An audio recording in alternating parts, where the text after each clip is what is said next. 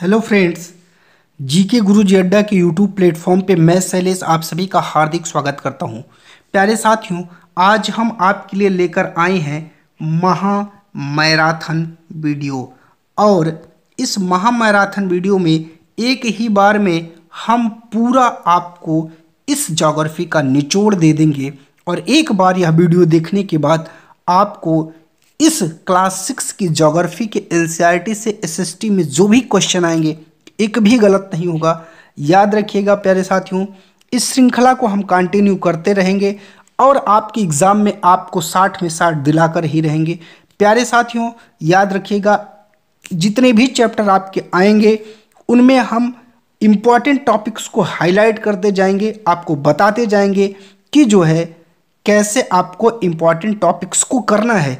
इस महामैराथन वीडियो में हम लोग आइए शुरुआत करते हैं अपने पहले चैप्टर से, जिसका नाम है सौर मंडल में पृथ्वी। तो आइए देखते हैं इसमें इम्पॉर्टेंट टॉपिक क्या क्या है। तो अब हम लोग इसको पढ़ने का प्रयास करते हैं। हमेशा एनसीईआरटी आपको एक कहानी से ही जोड़ती है। सूर्यास्त के बाद आकाश को देखना कितना अच्छा लगता है। आसमान में पहले एक या दो चमकते बिंदु ही दिखते हैं, लेकिन बाद में इनकी संख्या बढ़ जाती है और उनकी गणना नहीं कर सकते हैं। संपूर्ण आकाश छोटी छोटी चमकदार वस्तुओं से भर जाता है, जिसमें वे कुछ चमकीले होते हैं और कुछ धुंधले। ऐसा प्रतीत होता है मानो आकाश में हीरे जड़े हों।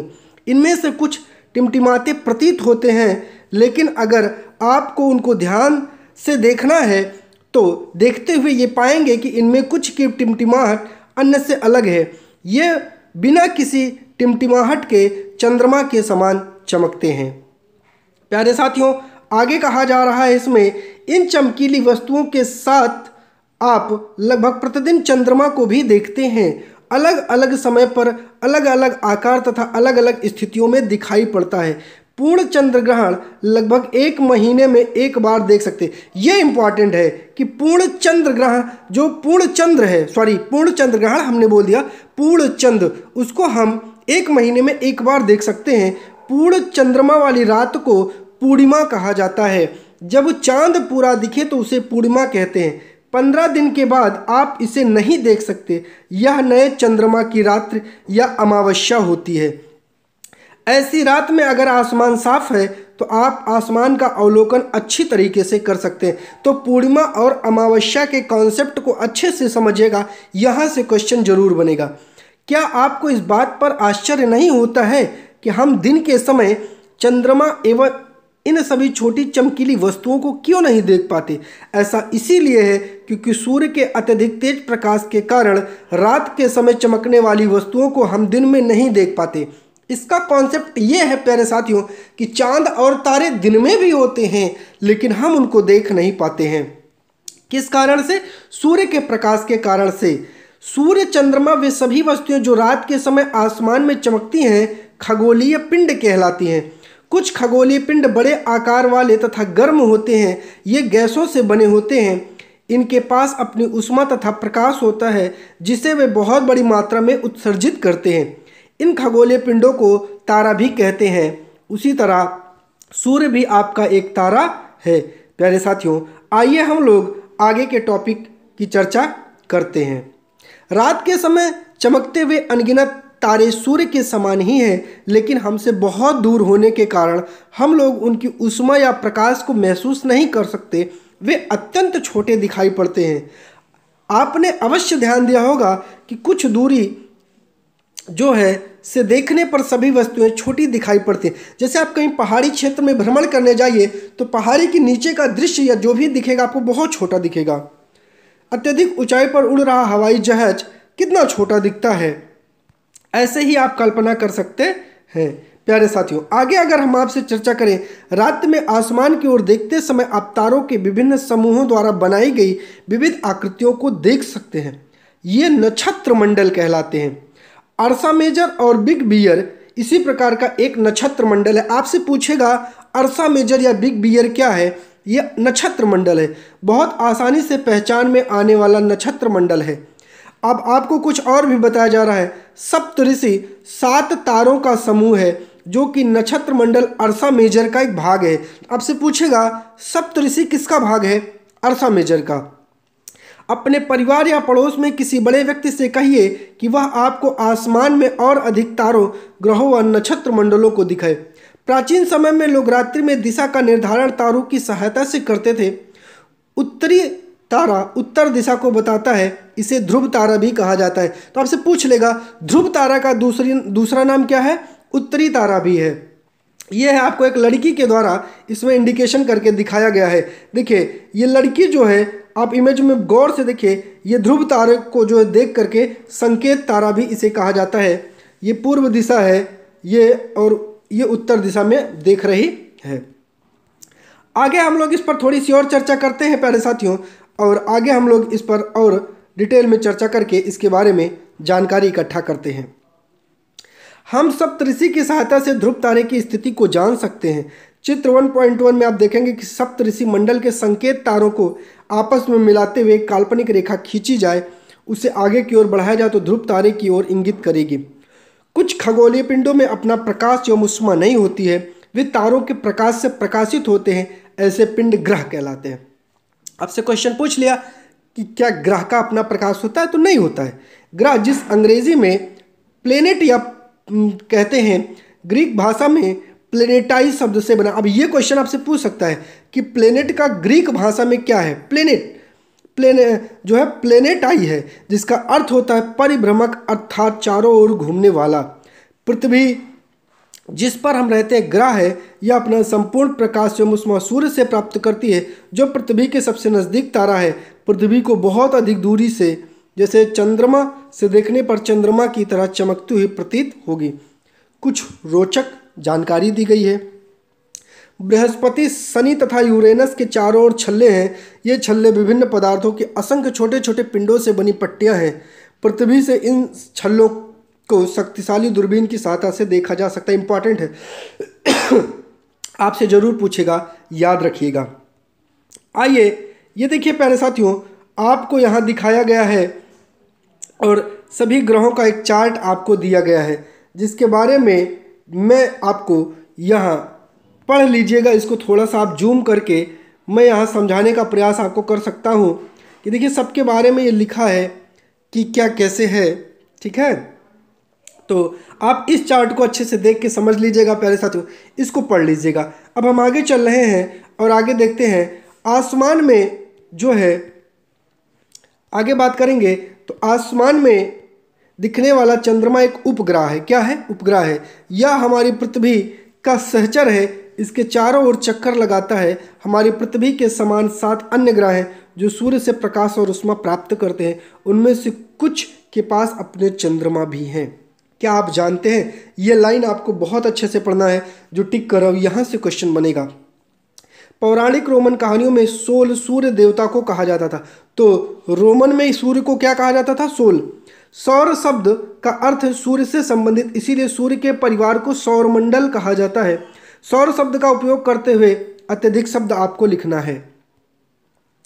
आइए थोड़ा सा आगे हम लोग चलते हैं। सौरमंडल सूर्य, 8 ग्रह, उपग्रह, कुछ अन्य खगोलीय पिंड जैसे क्षुद्र ग्रह, उल्का पिंड मिलकर सौरमंडल का निर्माण करते हैं। उसे हम सौर परिवार का नाम देते हैं, जिसका मुखिया है सूर्य। तो आपसे पूछ सकता है कि सौरमंडल में क्या क्या पाया जाता है। सबसे पहले बात करेंगे हम लोग सूर्य की। सूर्य सौरमंडल के केंद्र में स्थित होता है। यह बहुत बड़ा है एवं अत्यधिक गर्म गैसों से बना है। इसका खिंचाव बल इससे सौरमंडल को बांधे रखता है। सूर्य सौरमंडल के लिए प्रकाश एवं उष्मा का एकमात्र स्रोत है, लेकिन हम इसकी अत्यधिक तेज उष्मा को महसूस नहीं करते, क्योंकि सबसे नज़दीक का तारा होने के बावजूद यह हमसे बहुत दूर है। सूर्य पृथ्वी से लगभग 15 करोड़ किलोमीटर दूर है। ये आपसे पूछ सकता है कि सूर्य पृथ्वी से कितना दूर है। आगे कुछ शब्दों के बारे में दिया गया है, ये इंपॉर्टेंट बहुत ज़्यादा है, इसको अच्छे से पढ़िएगा। ऐसे शब्द जिसका उपयोग हम एक भाषा में करते हैं, अक्सर वे दूसरी भाषाओं से लिए गए शब्द हो सकते हैं। उदाहरण के लिए ज्योग्राफी एक अंग्रेजी शब्द है जो ग्रीक भाषा से लिया गया है, जिसका अर्थ है पृथ्वी का विवरण। यह 2 ग्रीक शब्दों से मिलकर बना है, जिसमें जी शब्द का अर्थ है पृथ्वी और ग्रेफिया शब्द का अर्थ है लिखना। आइए पृथ्वी के संबंध में कुछ और जानते हैं। तो थोड़ा सा जूम करके मैं आपको इस चीज़ का कॉन्सेप्ट को पहले समझाता हूँ।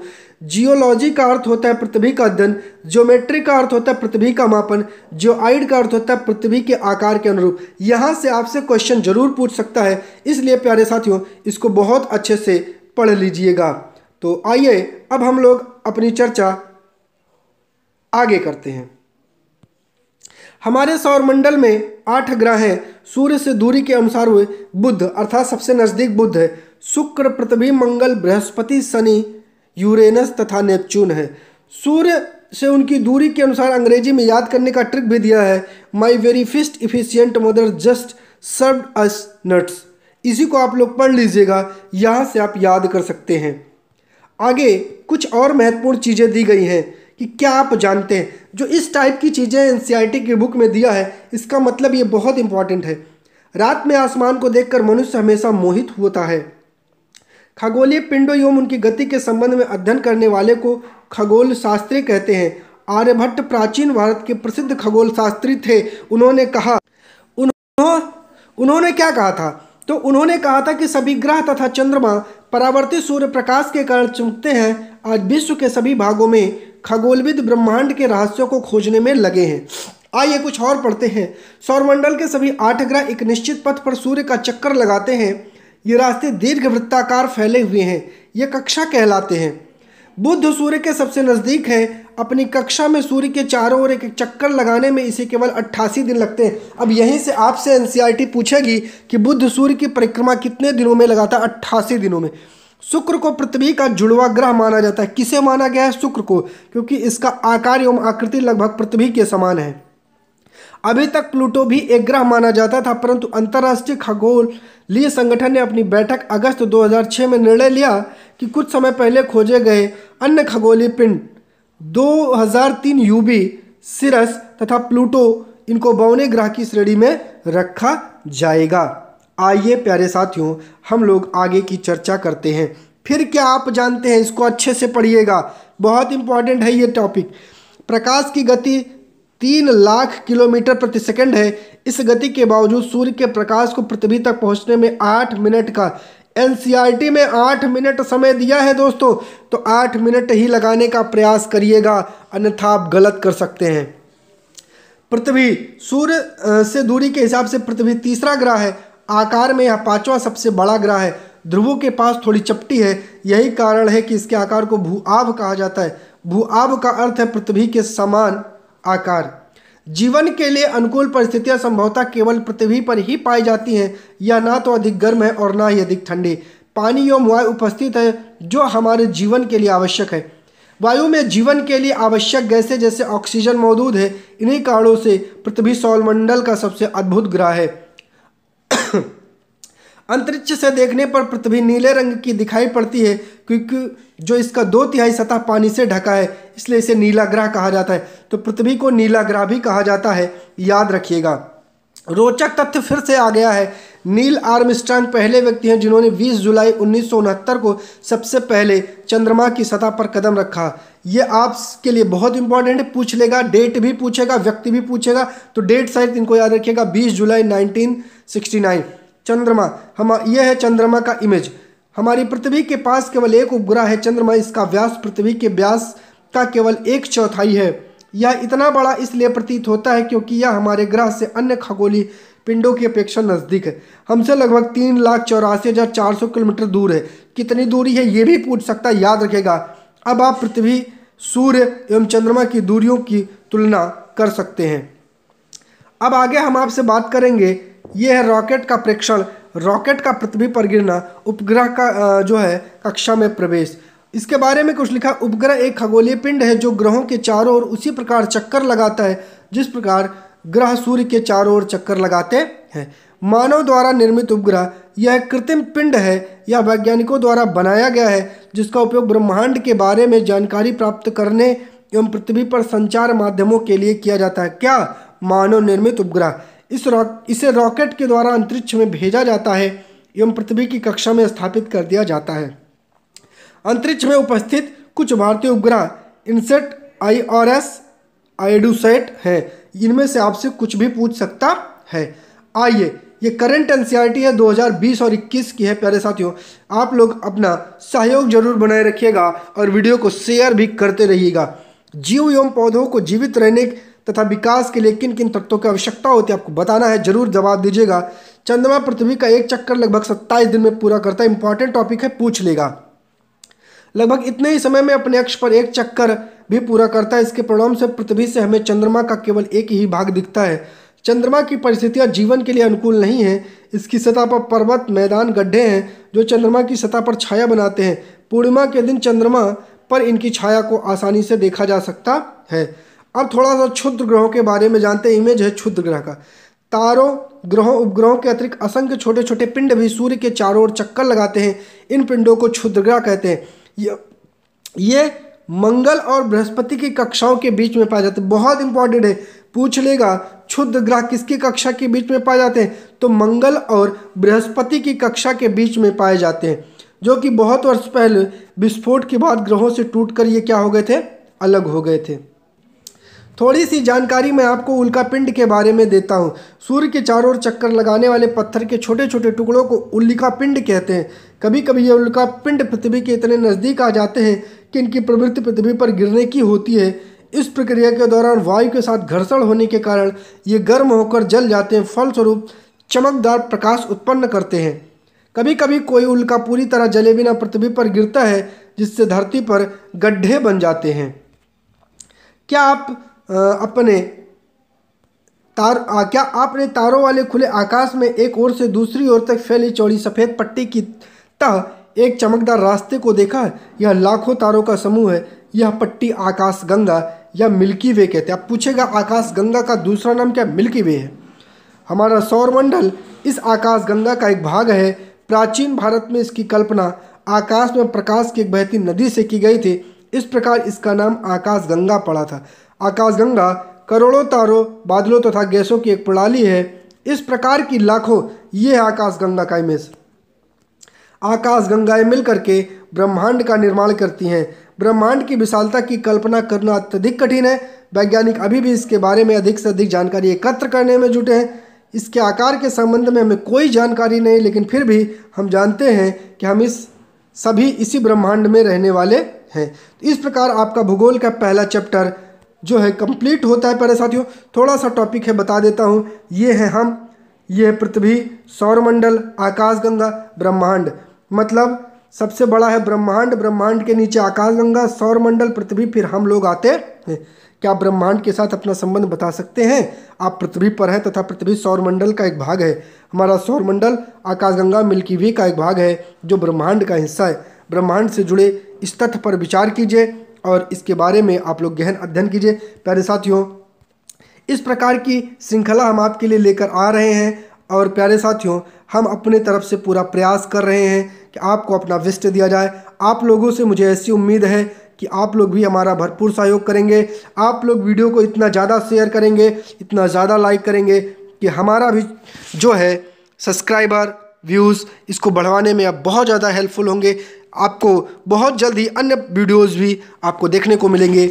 ग्लोब, अक्षांश एवं देशांतर। आज हम लोग ग्लोब से संबंधित चीज़ों का अध्ययन करेंगे। तो आइए बिना विलंब करते हुए अपने टॉपिक की चर्चा करते हैं।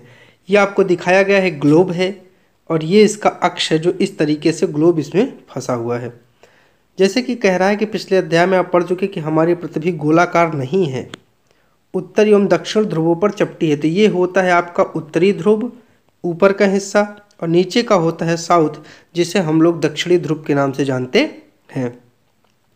क्या आप कल्पना कर सकते हैं कि यह कैसी दिखती है? इस संबंध में जानकारी प्राप्त करने के लिए आप अपनी कक्षा में सावधानीपूर्वक ग्लोब को देखिए। ग्लोब पृथ्वी का लघु रूप है। लघु रूप का मतलब होता है प्यारे साथियों छोटा सा रूप है जो वास्तविक प्रतिरूप है। अब आपसे पूछेगा पृथ्वी का वास्तविक प्रतिरूप क्या होता है? तो ग्लोब होता है। ग्लोब विभिन्न आकार एवं प्रकार के हो सकते हैं। बड़े ग्लोब जो आसानी से एक स्थान से दूसरे स्थान तक नहीं ले जाए जा सकते, पॉकेट में रखने योग्य छोटे ग्लोब, गुब्बारे जैसे ग्लोब जिसमें हवा भरी जा सकती है, आसानी से एक स्थान से दूसरे स्थान पर ले जाए जा सकते हैं। ग्लोब स्थिर नहीं होते हैं, इसे उसी प्रकार घुमाया जा सकता है जैसे कुम्हार का पहिया या लट्टू। तो आपने कभी लट्टू घूमते हुए देखा है? इसको उसी तरीके से क्या किया जा सकता है, घुमाया जा सकता है। ग्लोब पर देशों, महाद्वीपों तथा महासागरों को उनके सही आकार में दिखाया गया है। प्यारे साथियों, आइए अब हम लोग आगे बात करते हैं। पृथ्वी के समान किसी गोले पर किसी बिंदु की स्थिति का वर्णन करना कठिन है। अब प्रश्न यह उठता है कि इस पर किसी स्थान की स्थिति को कैसे बताया जा सकता है। इसके लिए हमें कुछ बिंदुओं एवं रेखाओं के संदर्भ की आवश्यकता होती है। आप देखेंगे कि एक सुई ग्लोब में झुकी हुई अवस्था में होती है, जो मैंने ऊपर आपको दिखाया था, जिसे अक्ष कहते हैं। जैसे ये आपका ग्लोब है, ये उसका स्टैंड है, तो यहाँ से ऐसे एक रहती है। ग्लोब पर दो बिंदु जिनसे होकर सुई गुजरती है, उत्तर या दक्षिण ध्रुव है। ग्लोब को इस सुई के चारों ओर पृथ्वी की भांति पश्चिम से पूर्व की ओर घुमाया जा सकता है। तो ग्लोब को ऐसे घुमाया जा सकता है, लेकिन याद रखिए कि दोनों में एक अंतर है। पृथ्वी पर वास्तव में ऐसी कोई सुई नहीं है, यह अपने अक्ष पर चारों ओर घूमती है, जो एक काल्पनिक रेखा है। तो इसकी जगह पर पृथ्वी में एक काल्पनिक रेखा है, ठीक है। एक अन्य काल्पनिक रेखा भी ग्लोब को दो बराबर भागों में बांटती है। तो पहले जो है, आइए हम लोग देखते हैं, आगे थोड़ा सा बात करते हैं। आगे के जो इम्पोर्टेंट टॉपिक्स हैं उन पर हम आपसे चर्चा करते हैं। अगर आप नए हैं चैनल पर तो प्यारे साथियों, प्लीज़ मैं आपसे गुजारिश करता हूं, इस वीडियो को ज़्यादा से ज़्यादा शेयर करिए। हमारे इस प्रयास को आप लोग सफल बनाइए, जो हम आपके लिए ये बैच लेकर के आए हैं। और हमारे प्रयास को सफल बनाने के साथ साथ चैनल को सब्सक्राइब करवाइए, वीडियो को लाइक और शेयर भी करवाइए। तो आगे बात करते हैं, जो हमने अगले टॉपिक की चर्चा आपसे की, किसकी की, कि एक अन्य काल्पनिक रेखा भी ग्लोब को दो बराबर भागों में बांटती है, जिसे हम लोग क्या कहते हैं, विषुववृत्त कहा जाता है या कहते हैं। पृथ्वी के उत्तर में आधे भाग को उत्तरी गोलार्ध, जैसे ये पृथ्वी है, ये है विषुववृत्त, ये देख रहे हैं ना, ये पृथ्वी के ऊपर के हिस्से को, इसको उत्तरी गोलार्ध, और इसके नीचे का जो हिस्सा है उसे दक्षिणी गोलार्ध कहते हैं। ये दोनों बराबर के आधे होते हैं। इस प्रकार विषुववृत्त पृथ्वी पर एक काल्पनिक वृत्त बनाती है। क्या बनाती है? वृत्त बनाती है। यह पृथ्वी पर विभिन्न स्थान की स्थिति बताने का सबसे महत्वपूर्ण बिंदु है। विषुववृत्त से ध्रुवों तक सभी समानांतर वृत्तों को अक्षांश रेखाएं कहा जाता है। इस प्रकार से गोली गोली रेखाएं होती है, इन्हें ही हम क्या कहते हैं, अक्षांश या समानांतर रेखाएं कहते हैं। अब आपसे पूछेगा समानांतर रेखाएं किसे कहते हैं? अक्षांश रेखाओं को। अक्षांशों को अंश में मापा जाता है, तो बस इसकी ट्रिक है अंश।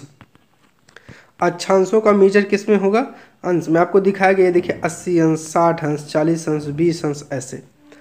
विषुववृत्त शून्य अंश अक्षांश को दर्शाती है। अब मैं आपको दिखाता हूँ, ये देखिए, ध्यान से देखिएगा, ये जो विषुववृत्त है आपका, यह शून्य अंश अक्षांश को दिखाती है। दोनों ध्रुवों के बीच की दूरी पृथ्वी के चारों ओर वृत्त का 1/4 है, अतः इसका माप होगा 360 अंश का 1/4 यानी 90 अंश। इस प्रकार 90 अंश उत्तरी अक्षांश उत्तर ध्रुव को और 90 अंश दक्षिण ध्रुव को दिखाएगा। ये 90 अंश उत्तरी अक्षांश को, इसी तरह नीचे दक्षिण स्थान में दक्षिणी स्थान होगा। इस प्रकार विषुववृत्त के उत्तर की सभी समानांतर रेखाओं को उत्तरी अक्षांश कहा जाता है और विषुववृत्त के दक्षिण स्थित सभी समानांतर रेखाओं को दक्षिणी अक्षांश कहते हैं।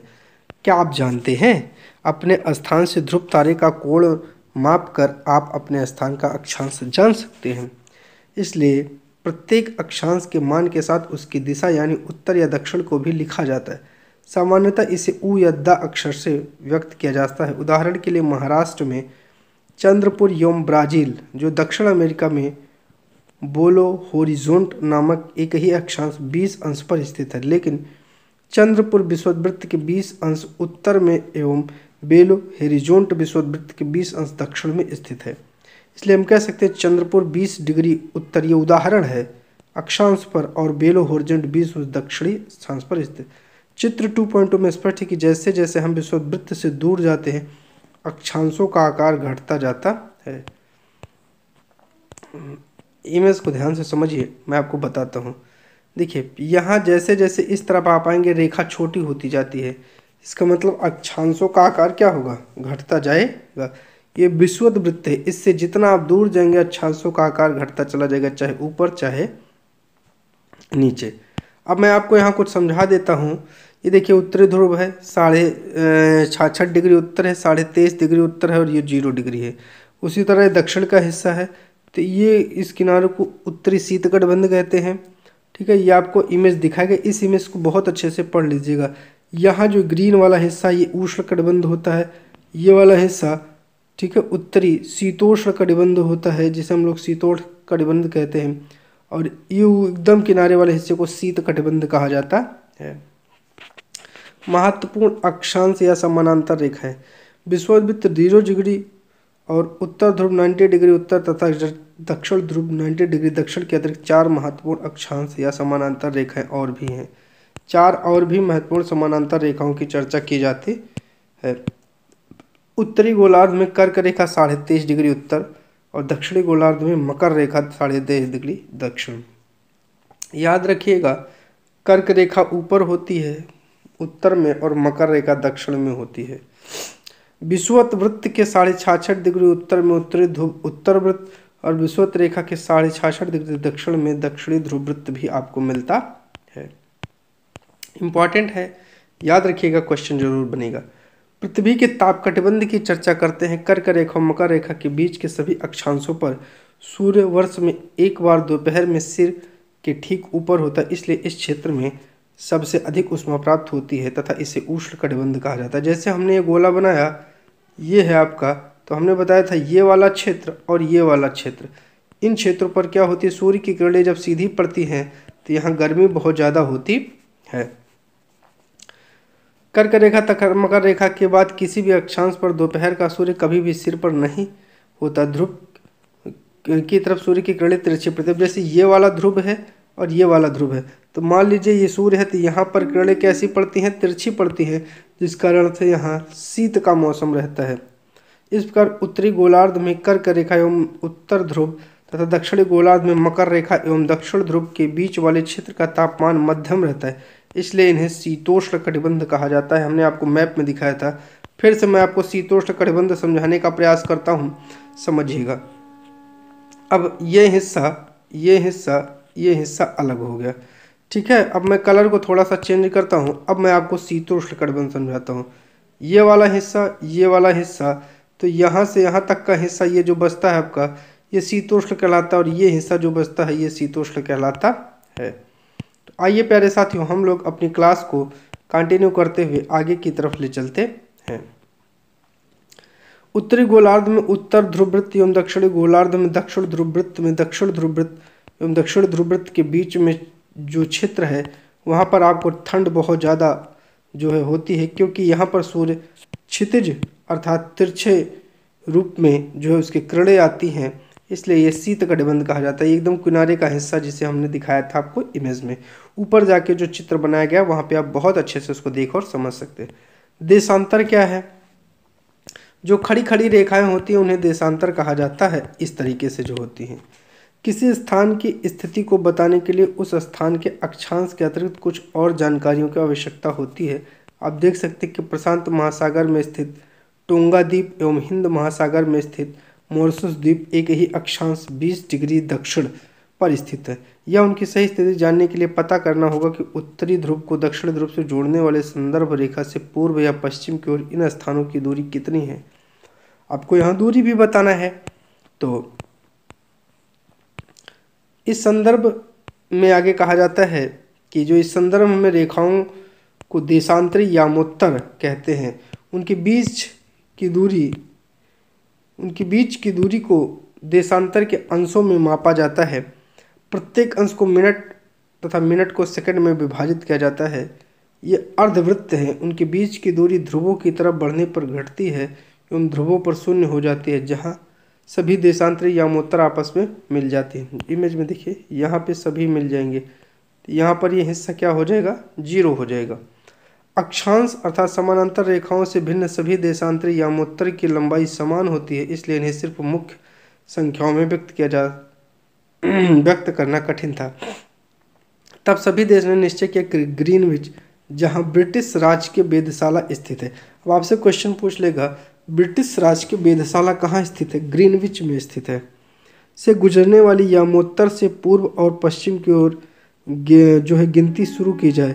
इस यामोत्तर को प्रमुख यामोत्तर कहते हैं। इसका मान 0 देशांतर है।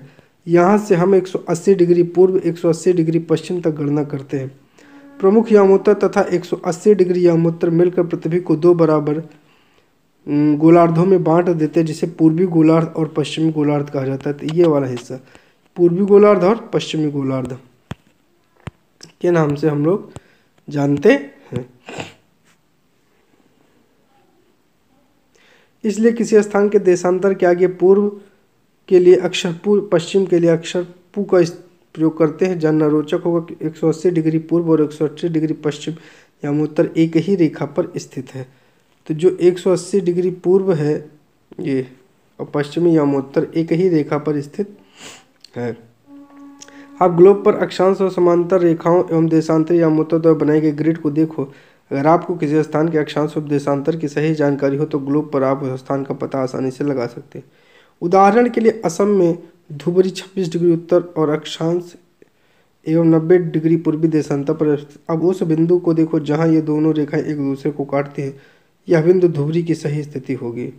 ठीक है, आप यहाँ पर जो है आपको चेक करने के लिए बताया गया है। इसको समझने के लिए कागज पर समान दूरी वाली क्षैतिज तथा ऊर्ध्वाधर रेखाएं खींचिए। ऊर्ध्वाधर रेखाओं को संख्या 1 2 3 4 और क्षैतिज रेखाओं की संख्या का खा गा अक्षरों से व्यक्त करें। जिस बिंदु पर ये ऊर्ध्वाधर एवं क्षैतिज रेखाएं एक दूसरे को काटती हैं वहाँ कुछ छोटे वृत्त खींचिए। इन वृत्तों को आ बा सा दा नामों से व्यक्त कीजिए। ठीक है, ये आपको करके सीखने के लिए बताया गया है। ये जो है आपको एक मैप दिया गया है और जो है आगे बताया गया। अब आप देखेंगे कि वृत्त आ अर्थात खा डिग्री उत्तरी अक्षांश 1 डिग्री पूर्वी देशांतर पर स्थित है। ये आपको करने के लिए बताया गया। थोड़ा सा आगे चलते हैं। देशांतर और समय। समय को मापने का सबसे अच्छा साधन है पृथ्वी, चंद्रमा, ग्रहों की गति। सूर्योदय एवं सूर्यास्त प्रतिदिन होता है अतः स्वाभाविक है कि पूरे विश्व में समय का निर्धारण का सबसे अच्छा साधन सूर्य ही था।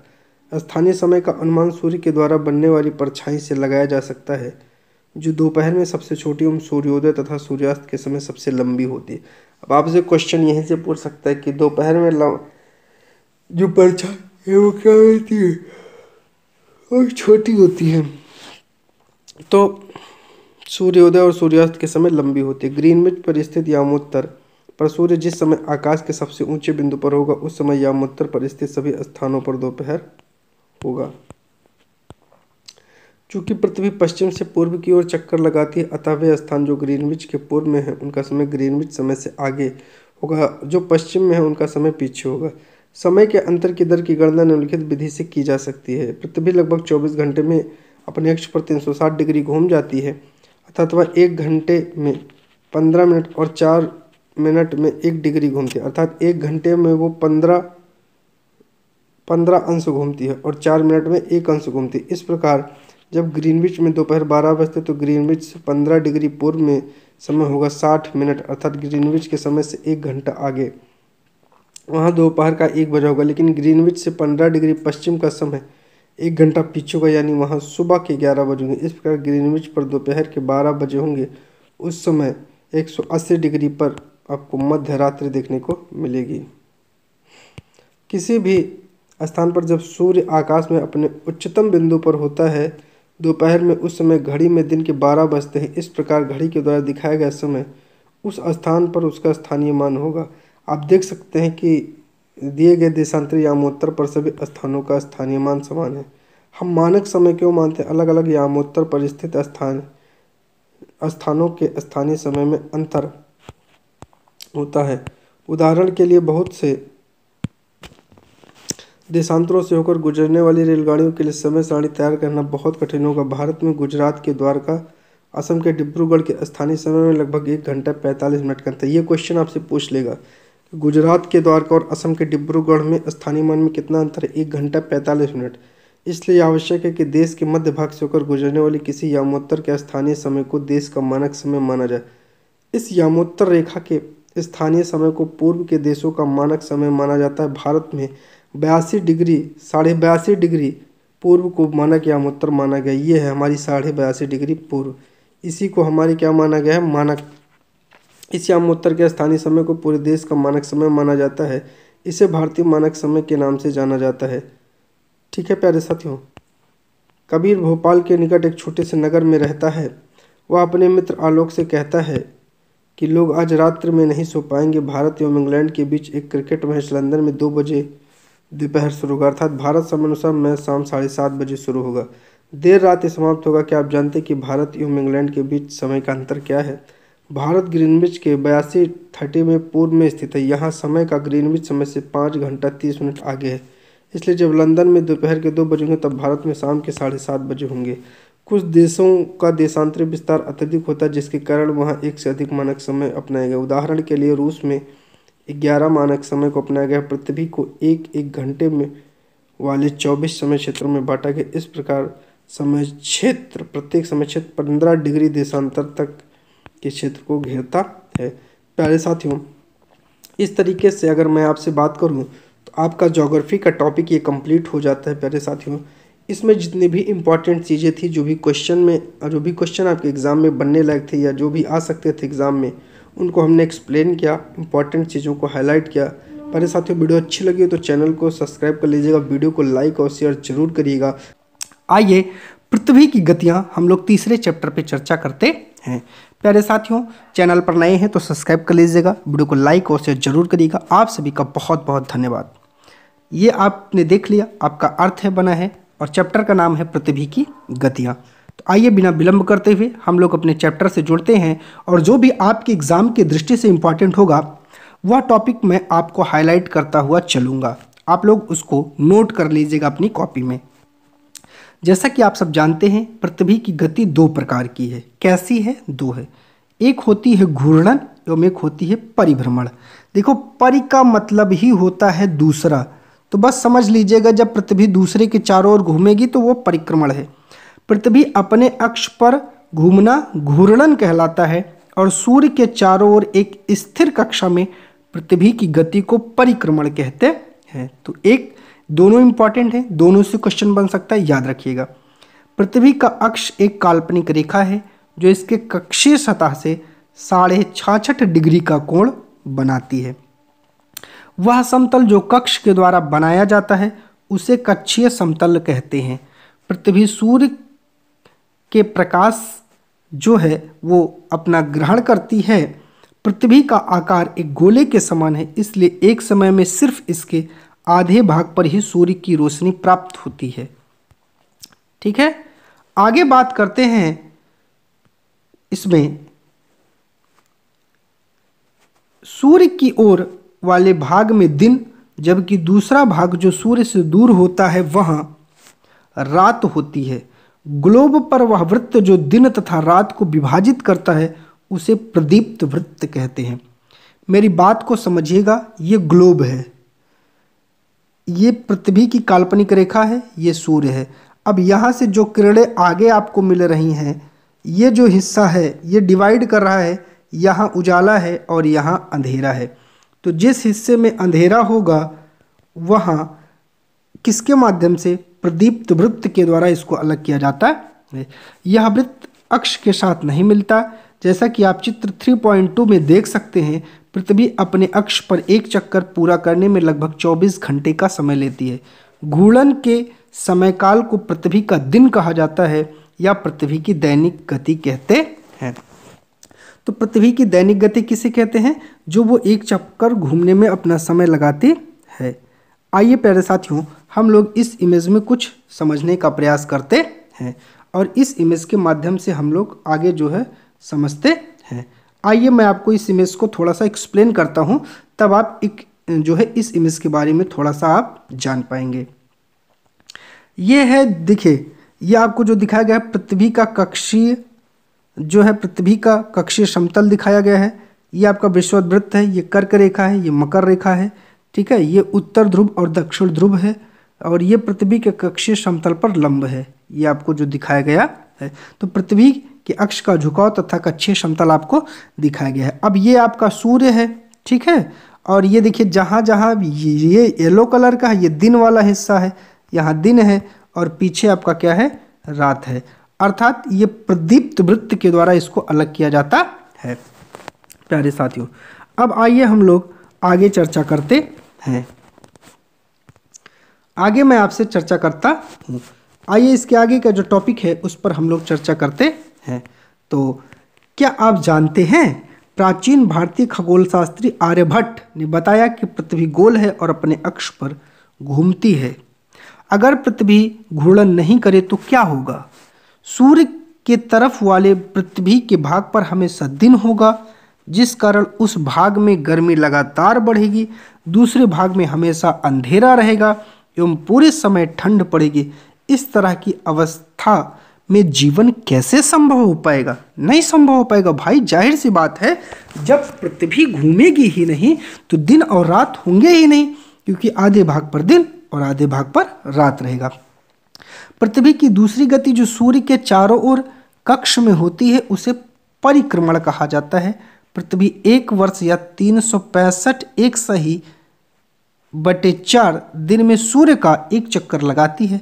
हम लोग एक वर्ष में 365 दिन मानते हैं तथा सुविधा के लिए 6 घंटे को इसमें नहीं जोड़ते हैं। अब आइए हम लोग कुछ और चर्चा करते हैं। ये जो है इमेज थोड़ा सा हमने इसको क्लियर किया है और आइए इस पर हम लोग थोड़ा सा चर्चा करते हैं। ये क्या है आपका?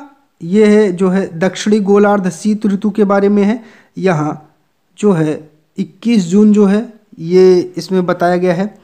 और ये जो है आपका एक इमेज है, इसको आप लोग अच्छे से पढ़ लीजिएगा। यहाँ आपको पूरा इमेज के माध्यम से समझाया गया है, तो मैं इसको एक्सप्लेन कर देता हूँ। तो आइए देखते हैं। 4 वर्षों में प्रत्येक वर्ष के बचे हुए 6 घंटे मिलाकर एक दिन यानी 24 घंटे के बराबर हो जाते हैं।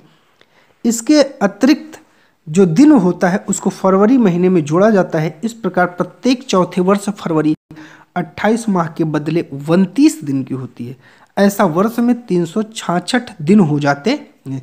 अर्थात जब फरवरी आपकी 29 की होगी तो उसमें 366 दिन हो जाते हैं ईयर में, और जब 28 की होगी तो 365 होंगे, और उसे लीप वर्ष कहा जाता है। पता लगाइए अगला लीप वर्ष कब होगा।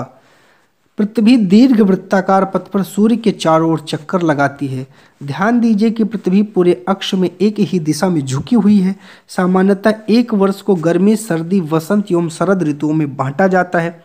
ऋतुओं में परिवर्तन सूर्य के चारों ओर पृथ्वी की स्थिति में परिवर्तन के कारण होता है। जो पृथ्वी है जो ये सूर्य के चारों ओर घूम रही है, इसी के कारण ऋतुओं में परिवर्तन होता है, और अपने अक्ष पर घूमने के कारण दिन और रात होता है। ये कॉन्सेप्ट याद रखिएगा, ये आपसे पूछा जा सकता है। यहाँ कुछ करके सीखने की बात है, तो आप लोग करके सीखिएगा। आगे कह रहा है 3.3 इमेज मैंने आपको देखने के लिए बोला था। आइए उसका एक्सप्लेनेशन यहाँ देखते हैं। 21 जून को उत्तरी गोलार्ध सूर्य की तरफ झुका है। सूर्य की किरणें कर्क रेखा पर सीधी पड़ती हैं। इसके परिणाम स्वरूप इन क्षेत्रों में ऊष्मा अधिक प्राप्त होती है। ध्रुवों के पास वाले क्षेत्रों में कम ऊष्मा प्राप्त होती है, क्योंकि वहां सूर्य की किरणें तिरछी पड़ती हैं। उत्तर ध्रुव सूर्य की तरफ झुका होता है तथा उत्तरी ध्रुव रेखा के बाद वाले भागों पर लगभग 6 महीने लगातार दिन रहता है। चूंकि उत्तरी गोलार्ध के बहुत बड़े भाग में सूर्य की रोशनी प्राप्त होती है, इसलिए विषुववृत्त के उत्तरी भाग में गर्मी का मौसम होता है। 21 जून को इन क्षेत्रों में सबसे लंबा दिन तथा सबसे छोटी रात होती है। पृथ्वी की इस अवस्था को उत्तर अयनांत कहते हैं। तो क्या कहते हैं? उत्तर अयनांत। 21 जून को इन क्षेत्रों में क्या होता है, जो है आपका सबसे लंबा दिन और सबसे छोटी रात होती है। 22 दिसंबर को दक्षिणी ध्रुव के सूर्य की ओर झुके होने के कारण मकर रेखा पर सूर्य की किरणें सीधी पड़ती हैं। चूंकि सूर्य की किरणें मकर रेखा पर लंबवत पड़ती हैं, इसलिए दक्षिणी गोलार्ध के बहुत बड़े भाग में प्रकाश प्राप्त होता है। इसलिए दक्षिणी गोलार्ध में लंबे दिन तथा छोटे रातों वाली ग्रीष्म ऋतु होती है। इसके ठीक विपरीत स्थिति उत्तरी गोलार्ध में होती है। पृथ्वी की इस अवस्था को दक्षिण अयनांत कहा जाता है। आप जानते हैं कि ऑस्ट्रेलिया में ग्रीष्म ऋतु में क्रिसमस का पर्व मनाया जाता है। 21 मार्च और 23 सितंबर को सूर्य की किरणें विषुवत वृत्त पर सीधी पड़ती हैं। इस अवस्था में कोई भी ध्रुव सूर्य की ओर नहीं झुका होता है, इसलिए पूरी पृथ्वी पर दिन एवं रात बराबर होते हैं, इसे विषुव कहा जाता है। तो विषुव किसे कहते हैं? जब 21 मार्च और 23 सितंबर को सूर्य की किरणें विषुवत रेखा पर पड़ती हैं तो उसी को हम लोग विषुव कहते हैं। आगे बात करते हैं, 23 सितंबर को उत्तरी गोलार्ध में शरद ऋतु होती है जबकि दक्षिणी गोलार्ध में वसंत ऋतु होती है। 21 मार्च को स्थिति इसकी विपरीत होती है जबकि उत्तरी गोलार्ध में वसंत ऋतु या दक्षिणी गोलार्ध में शरद ऋतु होती है। इस प्रकार स्पष्ट है कि पृथ्वी की घूर्णन एवं परिक्रमण के कारण दिन एवं रात तथा ऋतुओं का परिवर्तन होता है।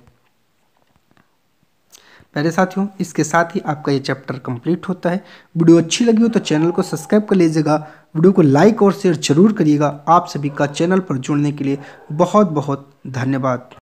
प्यारे साथियों, जैसे कि आप सभी को पता होगा सीटेट की कंटिन्यू क्लास आपकी चल रही है। आज हम लोग क्लास 6 एनसीईआरटी की ज्योग्राफी के चैप्टर 4 के बारे में जानेंगे और आपको अब प्रैक्टिस सेट भी मिलने लगा है। डेली आपको एसएसटी के प्रीवियस ईयर आए हुए क्वेश्चन आपको करवाए जा रहे हैं। तो चैनल पर नए हैं तो सब्सक्राइब करें, वीडियो को लाइक और शेयर जरूर करें। आइए बिना विलंब किए हुए जो है अपना पार्ट 4 मानचित्र, इसके बारे में हम लोग पढ़ते हैं। आप पिछले अध्याय में ग्लोब के महत्व के बारे में पढ़ चुके हैं। ग्लोब अध्ययन की कुछ सीमाएं होती हैं। जब हम पूरी पृथ्वी का अध्ययन करना चाहते हैं तब ग्लोब हमारे लिए काफ़ी उपयोगी साबित होता है, लेकिन जब हम पृथ्वी के केवल एक भाग जैसे अपने देश, राज्यों, जिला, शहरों, गांव के बारे में अध्ययन करना चाहते हैं तो यह क्या होता है? तो यह हमारे लिए उतना उपयोगी साबित नहीं होता है। क्या नहीं साबित होता है? ग्लोब। तो ऐसी स्थिति में हम मानचित्रों का उपयोग करते हैं। अब मानचित्र शब्द हाईलाइटेड है तो इसके बारे में जानिएगा। पृथ्वी की सतह तथा इसके एक भाग का पैमाने के माध्यम से चपटी सतह पर खींचा गया चित्र क्या है? मानचित्र है। लेकिन एक गोलाकार सतह को पूरी तरीके से चपटा करना असंभव है। मानचित्र हमारी विभिन्न जरूरतों के लिए आवश्यक है। कुछ मानचित्र एक छोटे क्षेत्र तथा कुछ तथ्यों को ही दर्शाता है। दूसरे मानचित्र में एक बड़ी किताब की तरह तथ्य हो सकते हैं। जब बहुत से मानचित्रों को एक साथ रख दिया जाता है तब एक एटलस बन जाता है। एटलस विभिन्न प्रकार तथा अलग अलग पैमानों से खींची गई मापों पर आधारित होता है। मानचित्रों से एक ग्लोब की अपेक्षा हमें ज़्यादा जानकारी प्राप्त होती है। मानचित्र विभिन्न प्रकार के होते हैं जिनमें से कुछ को नीचे वर्णित किया गया है। एक करके सीखने का है तो आप लोग करके सीखिएगा। अब मानचित्र आपको बताया गया जो विभिन्न प्रकार के हैं, उसमें पहला है भौतिक मानचित्र, पृथ्वी की प्राकृतिक आकृतियों। अब ये कॉन्सेप्ट ध्यान में रखिएगा, आपसे जरूर पूछ लेगा कि भौतिक मानचित्र में क्या मानते हैं। तो पृथ्वी की जो प्राकृतिक आकृतियां हैं जैसे पर्वत, पठार, मैदान, नदियां, महासागरों इत्यादि को दर्शाने वाले मानचित्र को भौतिक या उच्चावच मानचित्र कहा जाता है। ये इम्पॉर्टेंट है, आपके लिए याद रखिएगा। राजनीतिक मानचित्र क्या होता है? राज्य, नगरों, शहरों, गांव और विश्व के विभिन्न देशों व राज्यों तथा उनकी सीमाओं के दर्शाने वाले मानचित्र को राजनीतिक मानचित्र कहा जाता है। इसके बाद आता है प्यारे साथियों थीमेटिक मानचित्र क्या होता है जान लीजिए। जो आपका थीमेटिक मानचित्र है, कुछ मानचित्र विशेष जानकारियां प्रदान करते हैं जैसे सड़क मानचित्र, वर्षा मानचित्र, वन, उद्योग आदि के वितरण दर्शाने वाले मानचित्र। इस प्रकार के मानचित्र को थीमेटिक मानचित्र कहा जाता है। आपको मानचित्र दे देगा एक तरफ मिलाने के लिए दे देगा, ऐसे भी आ सकता है। इन मानचित्रों में दी गई सूचना के आधार पर उनका उचित नामकरण किया जाता है। मानचित्र के 3 घटक होते हैं, दूरी, दिशा और प्रतीक। ये इंपॉर्टेंट है, आपसे पूछ लेगा प्यारे मित्रों मानचित्र के घटक कितने हैं? तो 3 हैं। कौन कौन से हैं? दूरी है, दिशा है और प्रतीक है। अब सबसे पहले हम दूरी के बारे में अध्ययन करेंगे। आइए देखते हैं। मानचित्र एक आरेखण होता है। मानचित्र क्या है? आरेखण है, जो कि पूरे विश्व या उसके एक भाग को छोटे कागज पर एक पन्ने पर दर्शाता है। हम यहाँ कह सकते हैं कि मानचित्र छोटे पैमाने पर खींचे जाते हैं, लेकिन इतनी सावधानी से छोटा किया जाता है ताकि स्थानों के बीच की दूरी वास्तविक रहे। यह तभी संभव है जब कागज पर एक छोटी सी दूरी स्थल की बड़ी दूरी को व्यक्त करती हो। इसलिए इस उद्देश्य के लिए एक पैमाना चुना जाता है। पैमाना स्थल पर वास्तविक दूरी तथा मानचित्र पर दिखाई गई दूरी के बीच का अनुपात होता है। उदाहरण के लिए आपके विद्यालय एवं आपके घर के बीच की दूरी 10 किलोमीटर है, जिसे मानचित्र पर 2 सेंटीमीटर की दूरी से व्यक्त कर देगा। यहाँ लिख दिया गया कि 2 सेंटीमीटर बराबर जो है 1 सेंटीमीटर बराबर लिख दिया गया 5 किलोमीटर। तो आपका घर कितना है 10 है, तो इसका मतलब 2 सेंटीमीटर होगा। आगे अगर मैं आपसे इसकी चर्चा करता हूँ तो इसमें आगे कह रहा है इसका अभिप्राय कि मानचित्र 1 सेंटीमीटर स्थल के 5 किलोमीटर को दर्शाएगा। आपके रेखाचित्र का पैमाना होगा 1 सेंटीमीटर बराबर 5 किलोमीटर। इस प्रकार पैमाना किसी भी मानचित्र के लिए महत्वपूर्ण होता है।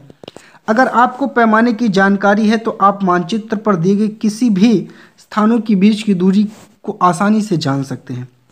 जब बड़े क्षेत्रफल वाले भागों जैसे महाद्वीपों या देशों को कागज पर दिखाना होता है तब हम लोग छोटे पैमाने का उपयोग करते हैं।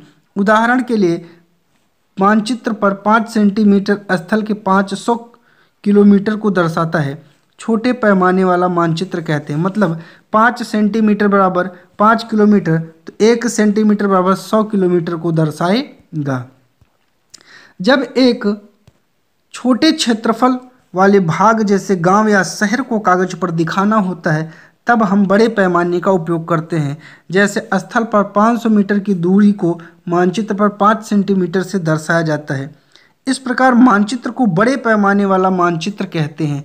बड़े पैमाने वाला मानचित्र छोटे पैमाने वाले मानचित्र की अपेक्षा अधिक जानकारी प्रदान करते हैं। याद रखिएगा, यहाँ से भी क्वेश्चन आपसे पूछ सकता है कि कौन सा पैमाना ज़्यादा जानकारी देता है।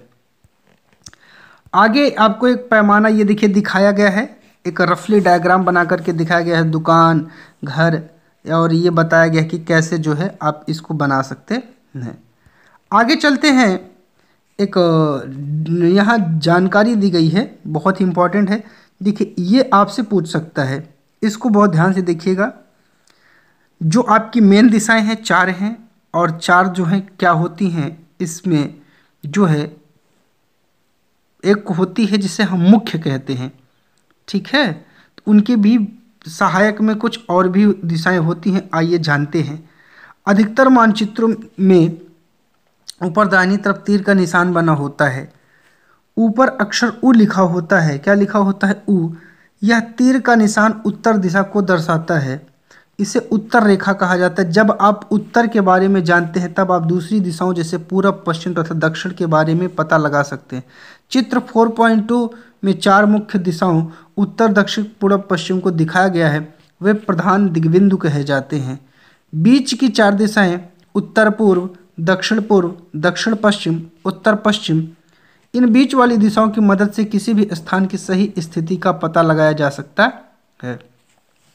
अब ये है आपकी जो है दिशाओं का मानचित्र, याद रखिएगा। हम दिक सूचक एक यंत्र होता है जो हम लोग दिशा जानते हैं। अभी ऊपर बना था। हम दिक सूचक की सहायता से किसी भी स्थान की दिशा का पता लगा सकते हैं। यह एक यंत्र है जिसकी सहायता से मुख्य दिशाओं का पता लगाया जाता है। इसकी चुंबकीय सुई की दिशा हमेशा उत्तर दक्षिण में होती है।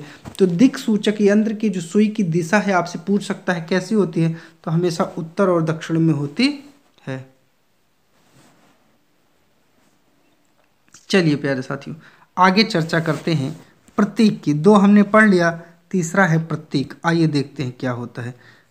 यह किसी भी मानचित्र का तीसरा प्रमुख घटक है। किसी भी मानचित्र पर वास्तविक आकार एवं प्रकार में विभिन्न आकृतियां जैसे भवनों, सड़क, पुलों, वृक्षों, रेल की पटरियों, कुओं को दिखाना संभव नहीं होता।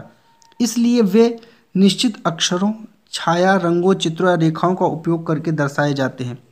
ये प्रतीक कम स्थान में अधिक जानकारी देते। इन प्रतीकों के इस्तेमाल के द्वारा मानचित्र को आसानी से खींचा जा सकता है। इसका अध्ययन करना आसान होता है। अगर आप एक क्षेत्र की भाषा को नहीं जानते हैं तो आप इन दिशाओं या सिंबल से आप जानकारी जान सकते हैं या इनके बारे में आप समझ सकते हैं। अब जैसे आपको यहाँ कुछ सिंबल दिखाया गया, देखिए रेलवे लाइन, बड़ी लाइन, मीटर लाइन, ये सिंबल आपको दिखेगा। सड़कें पक्की और कच्ची, ये पक्की का है, ये कच्ची का है। सीमा और अंतर्राष्ट्रीय, राज्य, जिला, ये देखिए ऐसे सिंबल देके आपसे सीटेट में क्वेश्चन पूछ सकता है। तो ये अंतर्राष्ट्रीय, राज्य और उसका राज्य का है, जिला का है। नदी, कुआं, तालाब, नहर का, ये नदी का है, ये कुआं का है, ये तालाब का है, ये नहर का है और ये पुल का है। मंदिर, गिरजाघर, मस्जिद, छतरी का है। पोस्ट ऑफिस, पोस्ट एवं telegraph office, police station. PO मतलब पोस्ट ऑफिस, पीटीओ मतलब पोस्ट एंड टेलीग्राफ ऑफिस और पीएस मतलब पुलिस स्टेशन। कब्रिस्तान और जो है बस्ती और कब्रिस्तान को दिखाया गया है, पेड़ और घास को भी दिखाया गया है। इससे मतलब ये चीज़ें बनानी नहीं पड़ती, हम सिंबल से ही इनको पहचान लेते हैं। मानचित्र की एक विश्वव्यापी भाषा होती है जिसे सभी आसानी से समझ सकते हैं। इन प्रतीकों के उपयोग के संबंध में एक अंतर्राष्ट्रीय सहमति है। ये रूढ़, अब ये देखिए आपको एक डायग्राम करके दिखाया गया है। ये रूढ़ प्रतीक कहे जाते हैं। कुछ रूढ़ प्रतीक चित्र 4.3 में दर्शाए गए हैं। विभिन्न रंगों का उपयोग करके इसी उद्देश्य से किया जाता है। उदाहरण के लिए सामान्यतः नीले रंग का इस्तेमाल जलाशयों, भूरा रंग पर्वतों, पीला रंग पठारों और हरा रंग मैदानों को दर्शाया जाता है। अब आपसे ऐसे ही क्वेश्चन पूछ लेगा प्यारे साथियों कि बताइए भूरा रंग से क्या दर्शाया जाता है, तो पर्वत, पीला रंग से पठार और हरा रंग से मैदान दर्शाया जाता। रेखा चित्र, रेखा चित्र क्या एक आरेखण है जो पैमाने पर आधारित ना होकर याददाश्त और स्थानीय प्रेक्षण पर आधारित होता है। कभी कभी किसी क्षेत्र के एक कच्चे आरेखण की आवश्यकता होती है, वहाँ के स्थान को दूसरे स्थान के सापेक्ष दिखाने के लिए। मान लीजिए कि आप अपने मित्र के घर जाना चाहते हैं लेकिन आपको रास्ते की जानकारी नहीं है, तो आपका मित्र आपको अपने घर के रास्ते बताने के लिए एक कच्चा आरेखण बनाता है। जैसे कहते नहीं है, भैया हमारे घर अगर आपको आना है तो आप यहाँ से चलिएगा, रास्ते में एक गुंटी मिलेगी, इसके बगल से दाहिने से एक रास्ता है, ऐसे मुड़ेंगे, फिर आगे सामने आपको दाएं फिर मुड़ना है और आगे चल के आएंगे तो हमारा घर मिल जाएगा। यही जो हम डायग्राम बना देते हैं इसी को ही बोलते हैं रेखा चित्र। इस प्रकार कच्चे आरेख को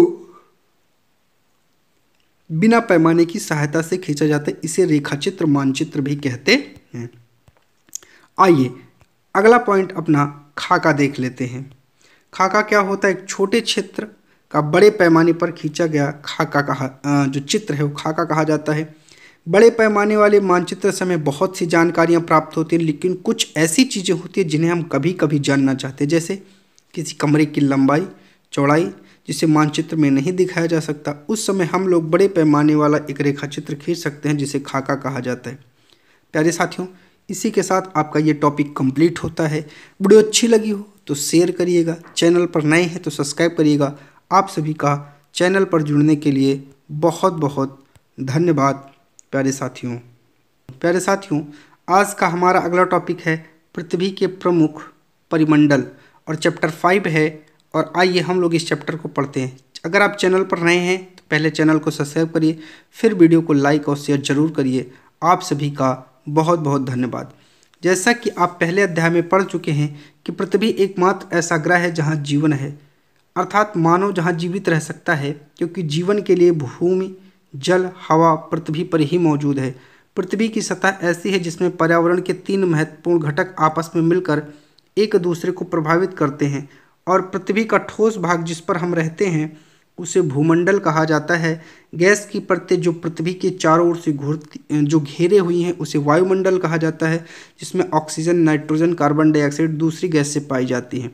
पृथ्वी के बहुत बड़े भाग पर जल पाया जाता है जिसे जलमंडल कहा जाता है। जलमंडल में जल की सभी अवस्थाएं हैं, जैसे बर्फ, जल, वाष्प, जल। जीवमंडल एक सीमित क्षेत्र है जहाँ स्थल, जल, हवा एक साथ मिलते हैं, जहाँ सभी प्रकार के जीवन पाए जाते हैं। आइए कुछ इम्पॉर्टेंट चीज़ मैं आपको बताता हूँ। शब्दों की उत्पत्ति। ग्रीक भाषा में लिथोस का अर्थ होता है पत्थर, एटमॉस का अर्थ होता है वाष्प, और ह्यूडर का अर्थ होता है जल, और बायोस का अर्थ होता है जीवन। ठीक है, आप इसको याद रखिएगा। आइए आगे चलते हैं। भूमंडल। पृथ्वी के ठोस भाग को भूमंडल कहा जाता है। किसे कहते हैं? ठोस भाग को। यह भूपर्पटी की चट्टानों और मिट्टी की पतली परतों का बना होता है जिसमें जीवों के लिए पोषक तत्व पाए जाते हैं। पृथ्वी की सतह को 2 प्रमुख भागों में बांटा जा सकता है। बड़े स्थलीय भूभागों को महाद्वीपों के नाम से जाना जाता है तथा बड़े जलाशयों को महासागर बेसिन के नाम से जाना जाता है। विश्व के सभी महासागर आपस में एक दूसरे से जुड़े हुए हैं। मानचित्र 5.1 में विश्व के मानचित्र को देखिए। क्या सभी स्थलीय भूभाग एक दूसरे से आपस में जुड़े हैं? समुद्री जल का तल लगभग सभी जगह समान है। स्थल की ऊंचाई को समुद्र तल से नापा जाता है, जिसे शून्य माना जाता है। समुद्र जल का तल, जो समुद्र के जल का तल है, वो सभी जगह समान है। इसीलिए स्थल की ऊंचाई को समुद्र तल से मापा जाता है, जिसे शून्य माना जाता है।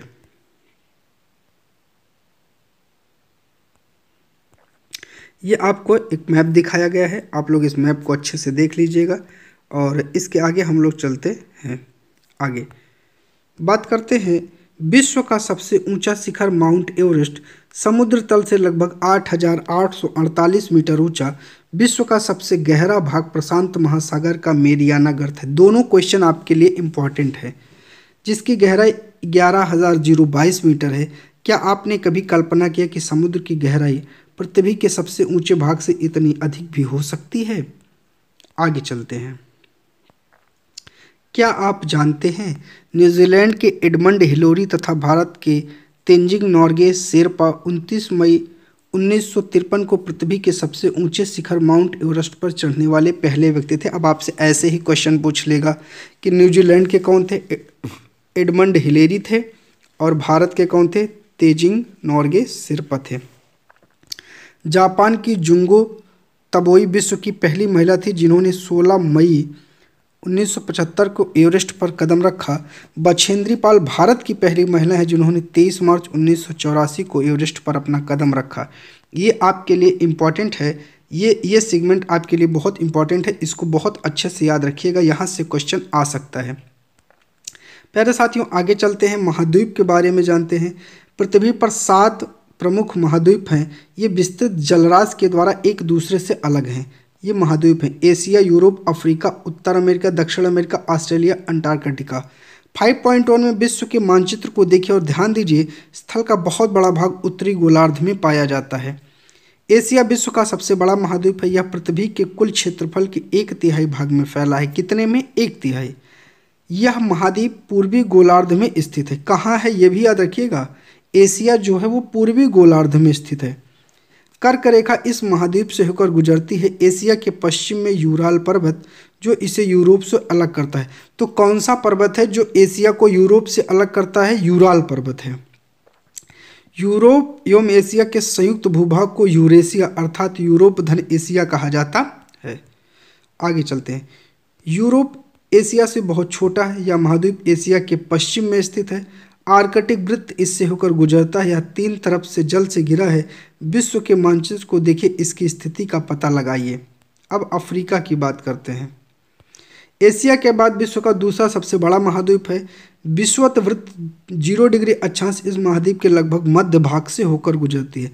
अफ्रीका का बहुत बड़ा भाग उत्तरी गोलार्ध में स्थित है। कहाँ है? उत्तरी गोलार्ध में। 5.1 को देखिए, आप पाएंगे कि यह एक ऐसा महाद्वीप है जिसे होकर कर्क, विषुवत, मकर तीनों रेखाएं गुजरती है। अब आपसे पूछ लेगा वह कौन सा महाद्वीप है जहां से तीनों रेखाएं गुजरती हैं? तो अफ्रीका है।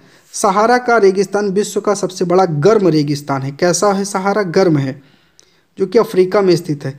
यह महाद्वीप चारों तरफ से समुद्रों एवं महासागरों से घिरा है।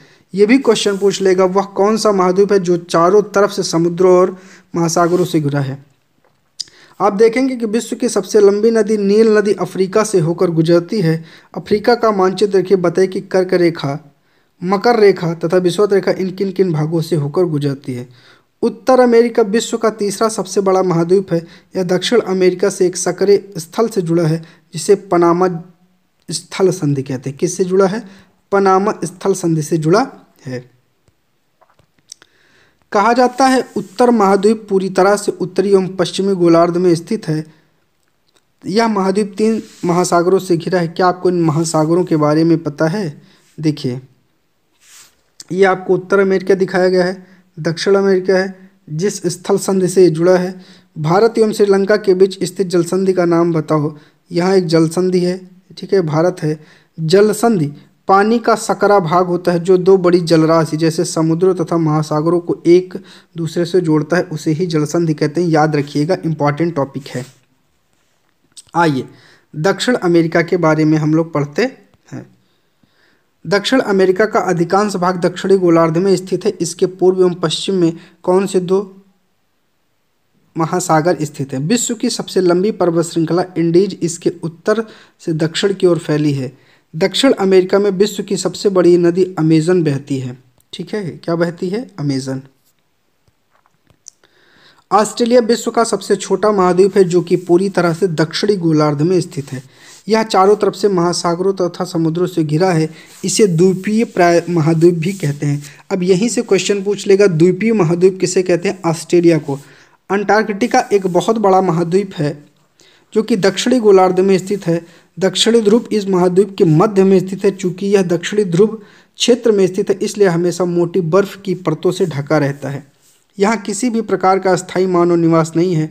बहुत से देशों ने शोध केंद्र यहाँ स्थापित किए हैं।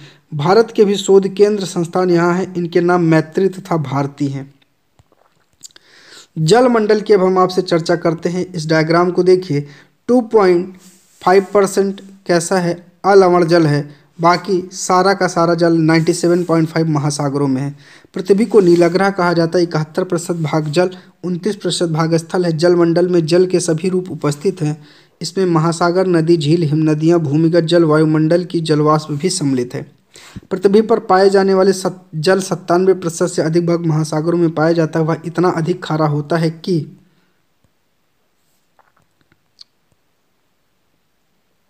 मानव के उपयोग में नहीं आ सकता है। शेष जल का भाग बहुत बड़ा बर्फ की परतों, हिमनदियों, भूमिगत जलों के रूप में पाया जाता है। जल का बहुत कम भाग अलवण के रूप में पाया जाता है जो मनुष्य के इस्तेमाल में आता है। इस कारण इसे नीले ग्रह में रहने के बावजूद हम पानी की कमी महसूस करते हैं। महासागर जलमंडल के मुख्य भाग हैं। ये आपस में एक दूसरे से जुड़े हुए हैं। महासागरीय जल हमेशा गतिशील रहता है। तरंगे, ज्वार भाटा तथा महासागरीय धाराएं महासागरीय जल की 3 मुख्य गतियां हैं। बड़े से छोटे आकार के आधार पर क्रमशः 5 महासागर हैं।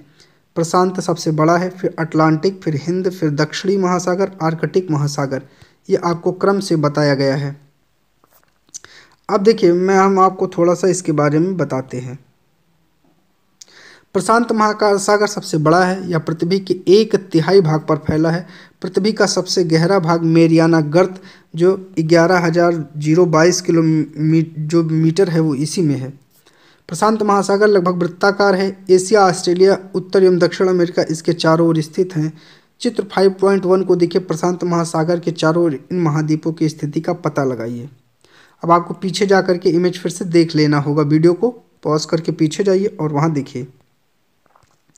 आगे है अटलांटिक महासागर। विश्व का सबसे बड़ा महासागर है। यह अंग्रेजी भाषा के यस के आकार का है। इसके अब आपसे पूछ लेगा कौन सा यस के आकार का है, तो अटलांटिक महासागर है, याद रखिएगा।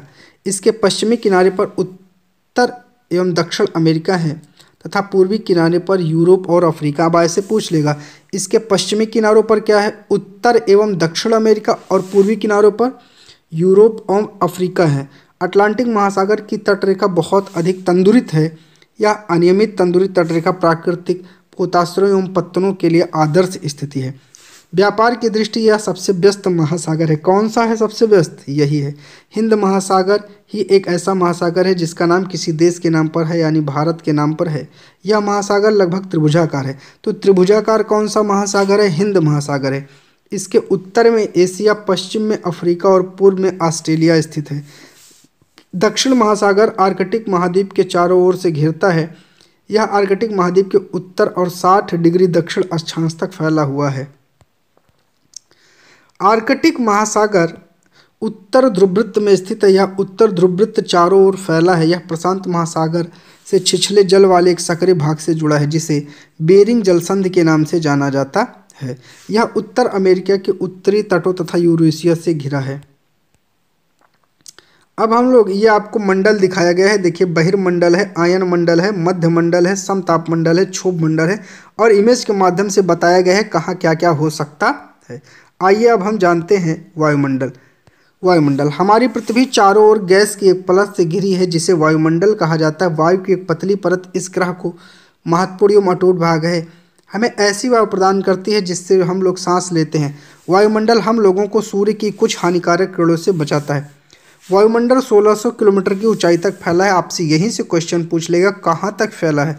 वायुमंडल को उसके घटकों, तापमान, अन्य कारक के आधार पर 5 परतों में बांटा गया है। इन परतों को पृथ्वी की सतह से शुरू करते हुए क्षोभ मंडल, समताप मंडल, मध्य मंडल, आयन मंडल और बहिर्मंडल कहा जाता है। आपसे मंडल भी देकर के मिलाने को कहा जा सकता है। वायुमंडल मुख्यतः ऑक्सीजन एवं नाइट्रोजन का बना है। साफ तथा शुष्क हवा का 99% भाग है। आयतन के अनुसार नाइट्रोजन 78%, ऑक्सीजन 21%, दूसरी गैसें कार्बन डाइऑक्साइड, आर्गन इत्यादि 1% हैं। ऑक्सीजन सांस लेने के लिए आवश्यक है, जबकि नाइट्रोजन प्राणियों की वृद्धि के लिए आवश्यक है। कार्बन डाइऑक्साइड की मात्रा बहुत कम है, लेकिन यह पृथ्वी द्वारा छोड़ी गई ऊष्मा को अवशोषित करती है, जिससे पृथ्वी गर्म रहती है। यह पौधों की वृद्धि के लिए भी आवश्यक होती है। ऊंचाई के साथ वायुमंडल के घनत्व में भिन्नता आती है। क्या आती है? भिन्नता। यह घनत्व समुद्री तल पर सबसे अधिक होता है। जैसे जैसे हम ऊपर की ओर जाते हैं तेजी से घटता जाता है। आप जानते हैं कि पहाड़ों पर पर्वतारोहियों को हवा के घनत्व में कमी होने के कारण सांस लेने में कठिनाई होती है। ऊंचाई पर सांस लेने के कारण उन्हें अपने साथ ऑक्सीजन सिलेंडर लेकर जाना पड़ता है। जैसे जैसे हम, ये आपको इमेज दिखाया गया जैवमंडल का, ऊपर की ओर जाते हैं तापमान भी घटता जाता है। वायुमंडल पृथ्वी पर दबाव डालता है। यह एक स्थान से दूसरे स्थान पर अलग अलग होता है। कुछ क्षेत्रों में हमें अधिक दबाव महसूस होता है, जबकि कुछ क्षेत्रों में कम।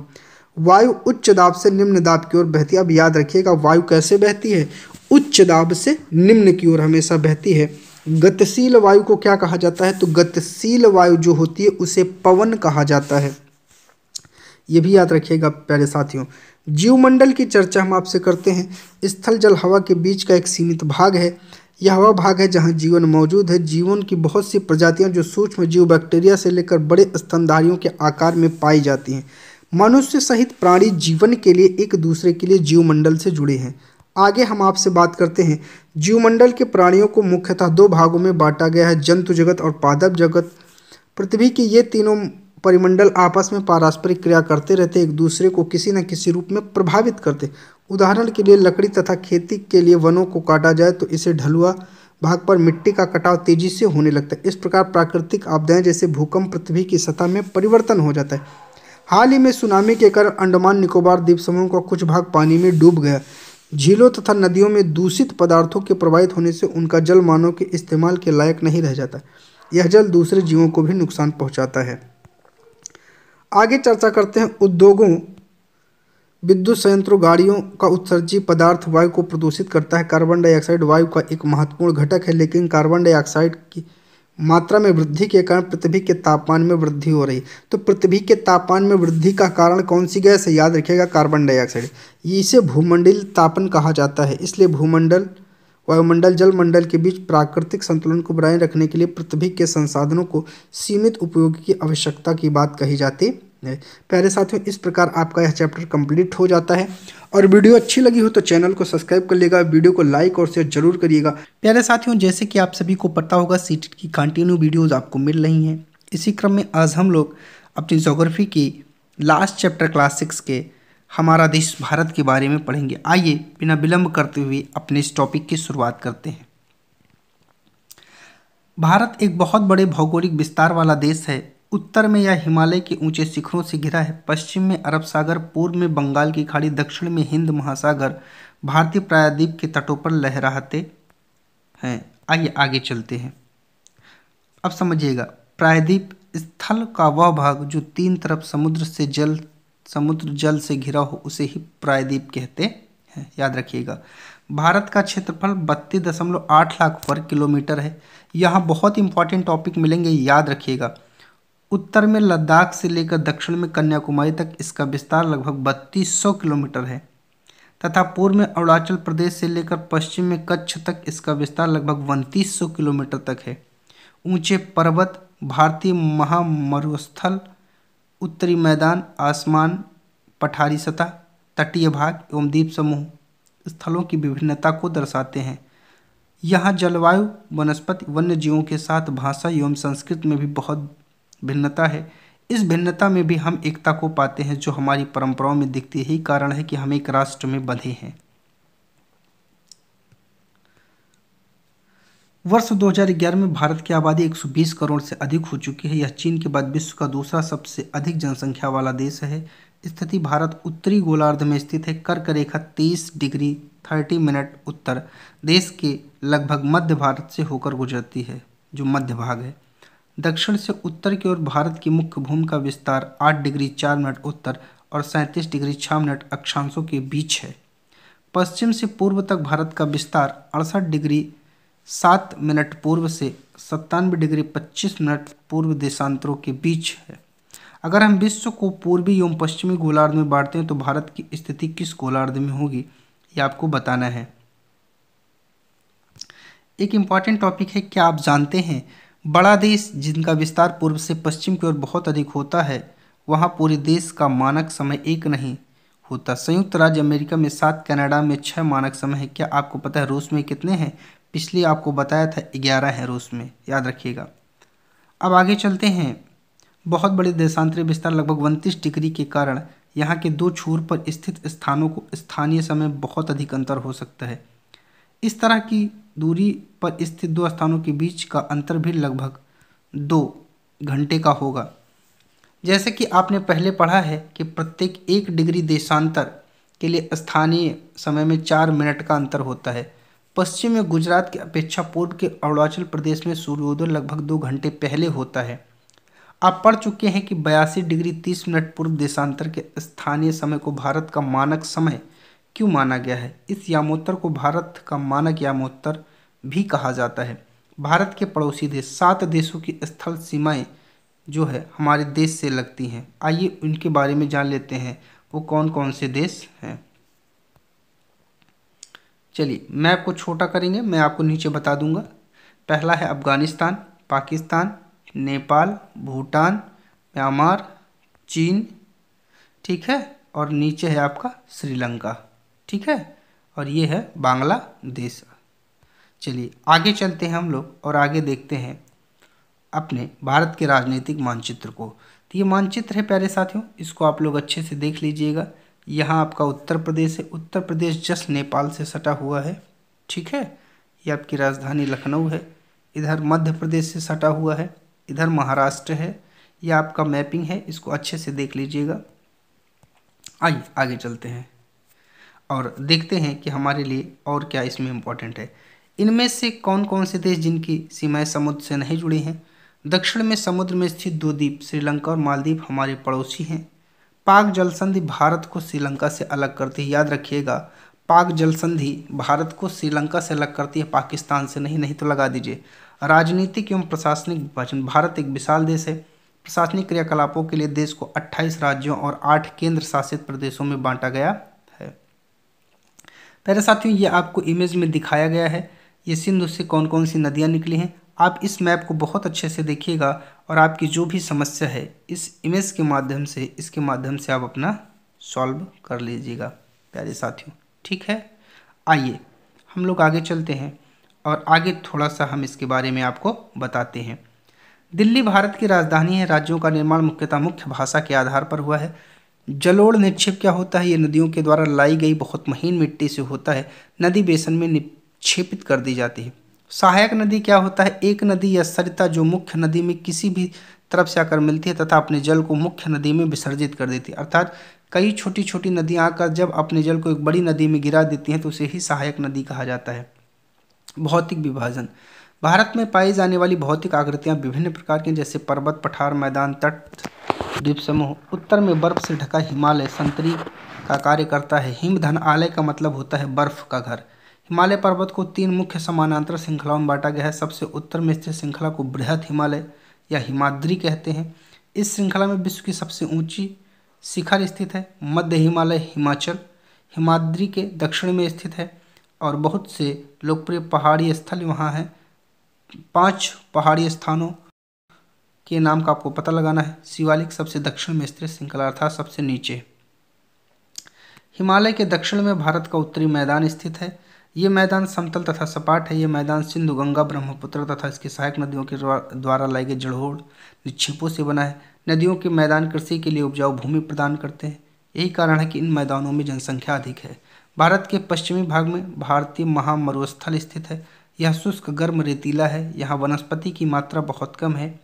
उत्तरी मैदानों के दक्षिण में प्रायद्वीप पठार स्थित है। इसकी आकृति त्रिभुजाकार है। इसका धरातल काफ़ी ऊंचा नीचा है। इस क्षेत्र में बहुत सी पहाड़ी श्रृंखलाएं घाटियां स्थित हैं। इसके उत्तर पश्चिम में अरावली श्रृंखला स्थित है, जो विश्व की सबसे पुरानी श्रृंखला है।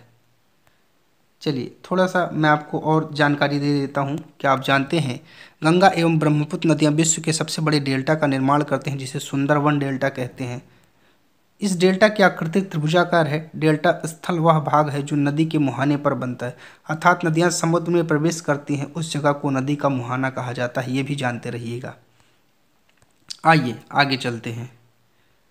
आगे जब हम आपसे बात करते हैं तो जो विश्व की सबसे पुरानी श्रृंखला है विंध्य एवं सतपुड़ा की महत्वपूर्ण श्रृंखलाएं हैं। इन श्रृंखलाओं से होकर नर्मदा तथा तापी नदियां बहती हैं। ये पश्चिम की तरफ बहने वाली नदियां हैं जो अरब सागर में गिरती हैं। कहाँ गिरती हैं? अरब सागर में। कौन सी? नर्मदा और तापी। इस पठार के पश्चिम में पश्चिमी घाट या सहाद्र तथा पूर्व में पूर्वी घाट स्थित है। पश्चिमी घाट का विस्तार एक समान रूप में है, जबकि पूर्वी घाट बीच में टूटा हुआ असमान है। इन पठारों में खनिज कोयला लौह ऐश की प्रचुरता है। पश्चिमी घाट के पश्चिम में पूर्वी घाट के पूर्व में तटीय मैदान स्थित है। पश्चिमी तटीय मैदान काफी संकरे और पूर्वी तटीय मैदान